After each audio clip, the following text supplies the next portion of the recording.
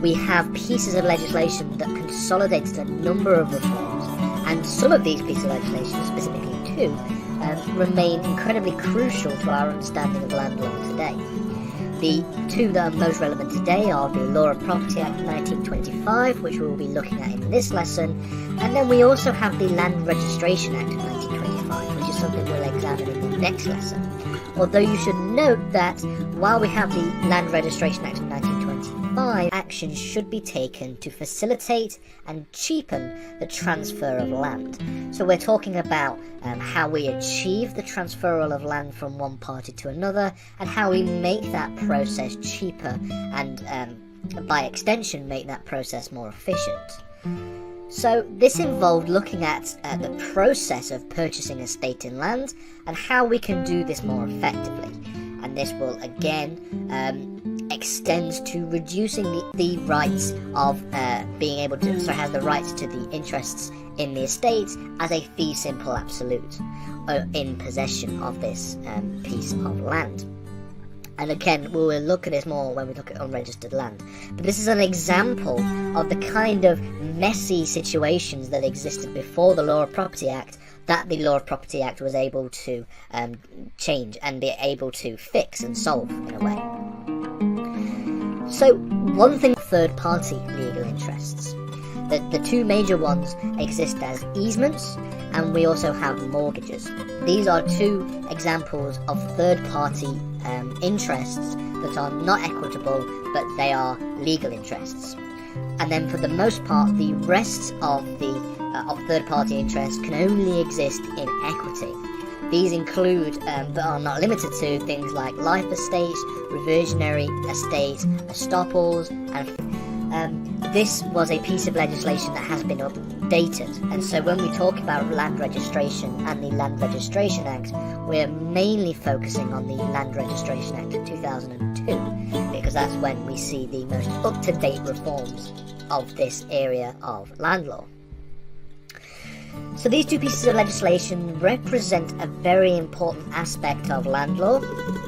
They set out some fundamental rules relating to the nature of, because you might be discouraged from the purchase of property if you are bound to a number of third-party legal rights. If there are only equitable interests and they are, and we are able to have rights that trump these equitable interests, then we're probably more likely to be able to purchase the property. And so for the most part, there are only really two major legal interests in land that are if it has been determined that we are the equities darling. And this is something that is judicially determined. We're determined by the courts. But and there are a number of requirements that are needed to determine whether or not somebody is an equities darling, something that we'll look at in a later lesson. But if you meet these requirements, if we meet the requirements and we are designated or classified as the equities darling, we will not be bound to the specific equitable interests from the sort of status of being legal, because before the Law of Property Act, any legal interest in land was both equal and universal. So it meant it applied to everybody. So if a third party was to have a legal interest in an estate, that interest would be universally and always binding to any purchaser, regardless of what the purchaser did. So when we're asking the question, if somebody wants to sell me a house for half of equitable interests, now, this doesn't include every single kind of third-party interest, which we'll talk about in a second, but it also reduces a vast majority of third-party interests that are allowed to exist as legal interests. And it's important to note that there is a distinction between a legal interest in land and an equitable interest in land. And effectively, it's important that we remove a bunch of third-party and hold estate, and they refer to a fee simple ownership, whereby there are no limits on the owner's rights over this piece of property, over this land. And what's also important is they cleared up a number of issues relating to the number of people that are allowed to hold legal estate at any one time. The maximum number is now 4. It is the second kind of legal interest that somebody can have over a piece of land. Under Section 1, subsection 2 of the Law of Property Act 1925, it is stated that all other interests that can exist in the land will be reduced to equitable interests. So it defines the two legal interests that can exist within land, and then it reduces the rest to the maximum of 4 and the issues of multiple people when we talk about co-ownership in its own separate lessons.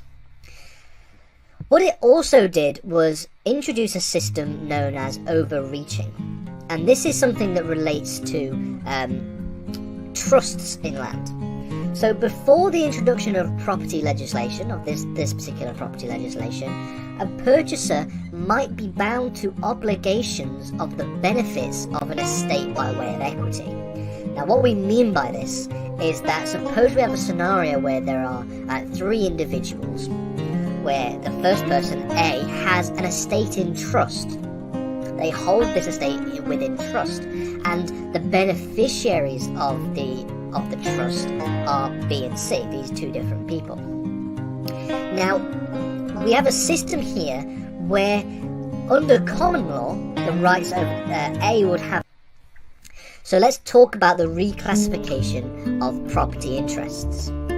So, Section 1, subsection 1 of the Law of Property Act 1925, so the very start of this piece of legislation, stated that that there are only a certain number of legal estates that can exist. The first of these is what's known as a fee simple absolute within possession, or fee simple absolute in possession. Now these are a type of free rights, so the nature of proprietary interests in land, and also the types of interests that one can have over different areas within land law. So let's have a look at how we can understand these pieces of legislation. The motivation for these 2 pieces of legislation, the rationale, the reason why we want to consolidate the law relating to land. And so really the legislation ought to create a situation where this information is readily available before the transaction takes place, because in doing so that will mitigate risks, which is part of the mandate of these early pieces of legislation. These also concerns are the purchaser. So when we're talking about this question, one of the issues that we need to relate to is the issue of the rights of third. So how can somebody effectively become a fee simple absolute over a piece of land, okay, without being bound to the equity interests of B and C? How can we, for example, take the estate out of the trust almost, and we can then enjoy and have the rights to enjoy the land as a fee simple absolute? How can we do that without being bound to the equitable interests that's in the land? Okay, our individual rights will trump those of the equitable interests that exist.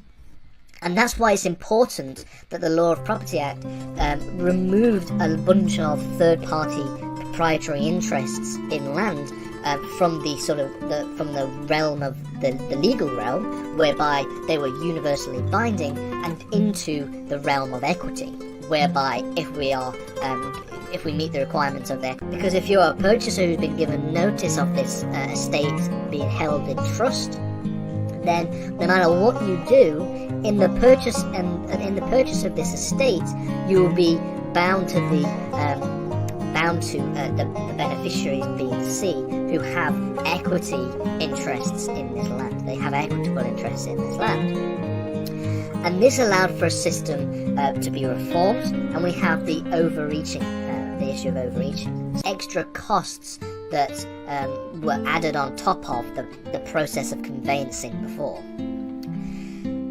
Also, within this motivation, within this mandate that we have, there is also the focus on the mitigation of risk within the transaction of the purchase of land. Because if we can reduce the potential risks in as far as we possibly can, this is going to have a great impact on the markets in estates. Okay, that we talked about when we're talking about solutions to a number of issues raised within the conveyancing of title, is the reduction of legal interests. Because Section 1, subsection 1b of the Law of the Property Act describes the other kinds of estates that can exist in legal form, and these are known as leasehold estates. Now, we'll talk about this in a separate lesson, but a leasehold estate in more detail in the next lesson. And we're going to talk a little bit, introduce the topics of unregistered and registered title. But what we will do for the rest of this lesson is talk about how the Law of Property Act reclassified a number of different types of estates and interests in land. And so therefore we can split this into two different ways, two different videos that we can use to better understand the ways in which these pieces of legislation still remain very influential. Basically equitable and trusts in land that arise from this relationship. But what this does do, this reduction, is it does allow for the legal owner to not necessarily be bound to third-party equitable interests, depending, of course, if it meets if the purchaser or the person who has the legal owner meets the particular requirements parties when it comes to interests in land. So, as we've already mentioned, it's already been mentioned that the legislation has to better protect the facilitation of buying and selling property, the conveyancing. Okay, but we also have to be mindful of any other third-party interests that exist on a particular estate. And the reason why we have to be mindful of these third-party interests is because they ought not to read of land. Well, let's take an example. Suppose somebody offers to sell you a house for a particular price. Let's say it's an expensive part in the country, and they say they offer to sell you this house for £500,000. Suppose also that you want to take this person up on their offer and you want to purchase the estate. You want to purchase this house for the price that is set. Well, there are a couple of questions that relate to how that should really be answered. You should note that these interests that are now equitable, that doesn't necessarily mean that a legal owner can overreach them. And the reason for that is overreaching can only be done by way of interests of beneficiaries under a trust. So it has to be done within the context of the trust. Now, this of course can be done through an express trust or even a trust that is implied. And we are going to do a lesson on the relationship between trusts law and land law, and the right over the estate under the common law, and then B and C would have rights in equity because it is held in trust and they are the beneficiaries of that trust. Now, suppose that a purchaser comes along and wants to purchase this estate. Before the 1925 Law of Property Act, you can have, if you're given notice of the beneficial interest in the estate, if you're given interest with the Land Registration Act, was introduced two new systems for the conduct of conveyancing, the conduct of buying and selling property. So conveyancing is the law concerning a conveyance or a transfer of property. And the two systems that was introduced in the Land Registration Act were the system of registered title and also the system of unregistered title. Now, what we're going to do is we're going to look at the Land Registration Act before we actually go about going through this transaction. And these are questions that the 1925 legislation has to deal with. The first question is, how do I know that this individual really owns the estate? If they don't own it, then they have no right to sell it, and so they could just be trying to steal my money. So that is the first question that we need to ask if somebody is offering to sell you a property. The second question is, how do I know? Darling, we can therefore, we won't be bound to these equitable interests. So, with the Law of Property Act reducing a number of third-party legal interests, what it is doing is effectively removing the number of interests that a purchaser has to be bound by. And that will facilitate the transaction, the conveyancing of land in a fairer way, fee simple absolute, but without having any kind of obligations to the beneficiaries being C. Now, the way this is done is something that we're going to talk about in a lesson when we talk about unregistered title, but the process of overreaching involves a number of procedural steps that will eventually allow a purchaser to take the property from the trust almost and replace the property with some kind of something of particular value, often money. So for those who exist within the context of this trust, the trustee and the beneficiaries, the estate will be taken out and replaced with something of particular value. And this will allow for the a fair solution whereby the beneficiaries of the trust will get something in terms of value, or often it's money, and then the purchaser has freehold covenants, etc, etc, etc, etc. And so we can really begin to delineate between third-party interests that are legal and therefore universally binding, and third-party interests that are equitable, where we might have rights might have the right to not be bound to them. The one thing I want to finish off on is just a quick disclaimer about the issue of overreaching. Again, we talked about overreaching earlier on, the Law of Property Act of 1925. We'll talk about the rationale for making a number of reforms, a number of questions that arise when we're talking about issues relating to conveyancing, and also talking about issues relating to the purchase of land, the issues relating to third-party interests in land, and then talk about how these issues and how these questions were answered by the law of given notice of the beneficiaries being C. You would be bound in equity by the interests of those beneficiaries. You'll be bound to be able, so you'd only be able to enter this transaction as a trustee within the benefits of the estate, and the benefits will still go to B and C.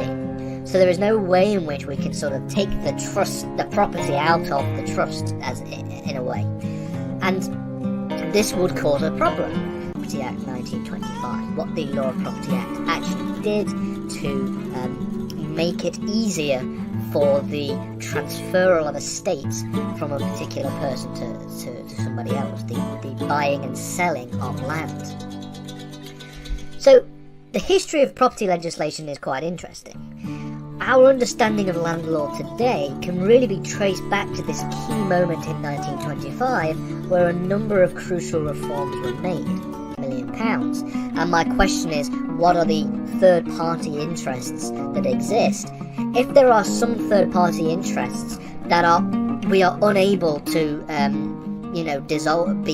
dissolve from, there are some interests that are legal and therefore are binding to us universally, then that might discourage me from wanting to purchase the estate. So the difference between a legal and what I'd like to do in this lesson is talk about property legislation, specifically talk about the major reforms that were made to the system of land law following 1925. A number of pieces of legislation were made, talk about the changes before, the situation before, and then the changes that these pieces of legislation impacted. So we'll talk a little bit about the history of property legislation, specifically increase the demand, and it will increase the supply of these transactions, and so we can better facilitate the markets in the States. So what were the kind of questions that need to be asked and need to be answered by these pieces of legislation to really facilitate the efficient transfer of land, a cheap transfer of land, and also ensure a safe protection within the transfer? And this refers to allows for a system whereby if one of these people were to pass away, one of these four people were to pass away, they cannot introduce new people into this legal estate by way of a settlement in, for example, a will. They cannot leave this in their will because there are other people who have interests within, so they have legal interests within this estate. So this is one type of legal estate that can exist. And we will look at the content of these pieces of legislation. And this is what the legislation did to respond to these issues. So they took into consideration all the issues, and the 1925 property legislation did a number of things to try and answer these questions. So the first thing they did, within the Law of Property Act of 1925, they reclassified a number of different types of estates and interests in land. The second thing they did, beneficiaries B and C. How? Well, the concept of overreaching was introduced by the Law of Property Act 1925, and what it does is it allows for the purchase of property that is held in trust, like in this example, okay, but in such a way as to devolve their obligations in equity, as to get rid of their obligations in equity. They can basically enjoy their interests in the land as a really be subordinated within this transaction. Because if you have legitimate legal third-party interests in a particular estate, then the purchase of this, the conveyancing of this piece of land, of this property, should not infringe on these legal rights and these legal interests that a third party may have. So we have what we have is a complex web of issues that need to be resolved, and we want to consolidate that into into these pieces of legislation. There's a number of motivations. There are a number of motivations and questions and issues that arise when it comes to the buying and selling of estates, and so therefore we have to, and therefore this is what the motivation for this legislation was. So the committee charged with coming up with these reforms, the committee charged with, developing this legislation, it was given a mandate to, quote, advise what if there are any other third-party interests in this estate. Because if I have got legal third-party interests in the estate that I want to purchase, then if that's the case, I could be bound to them. I could have they could be binding onto me once I purchase the estate, and so it's important that we know what they are before we go about doing this transaction. An equitable interest is that while a legal interest is universally binding, an equitable interest is binding. It would be binding onto everybody except for somebody who we would call the equities darling. Now an equities darling simply refers to an individual whose rights trump any kind of previous equitable interests. So we can sort of quash our obligations to an equitable interest